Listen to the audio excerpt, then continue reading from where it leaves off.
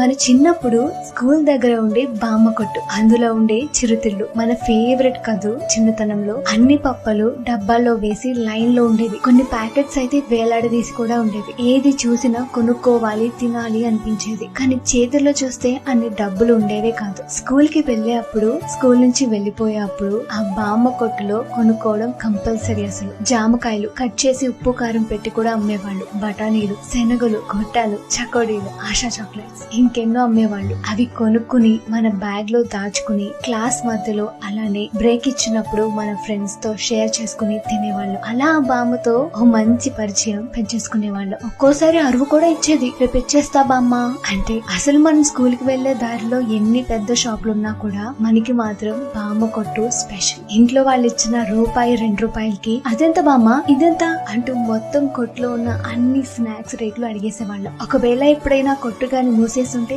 రే ఈ రోజు మా అమ్మ కొట్టు తీయలేదురా అని ఫీల్ అయిపోయేవాళ్ళు. అవుట్ సైడ్ ఫుడ్ తినకూడదని టీచర్స్, ప్రిన్సిపల్ ఎన్నిసార్లు చెప్పినా అస్సలు వినేవాళ్ళమే కాదు అప్పట్లో. నిజంగా ఆ రోజుల్లో స్కూల్ వరకు వెళ్లి కూడా నేను స్కూల్ లోపలికి వెళ్ళను, ఇంటికి వచ్చేస్తా మీతో అని మనం గోల చేస్తుంటే దగ్గరలో ఉన్న బామ్మ కొట్లోనే ఏమైనా కొనిచ్చి మనల్ని బుజ్జగించి స్కూల్ లోపలికి పంపించేవాళ్ళు మన పేరెంట్స్. అందుకే స్కూల్ డేస్ గుర్తున్న ప్రతి ఒక్కరూ ఖచ్చితంగా స్కూల్ దగ్గరలో ఉన్న ఈ బామ్మ కొట్టును మర్చిపోరు.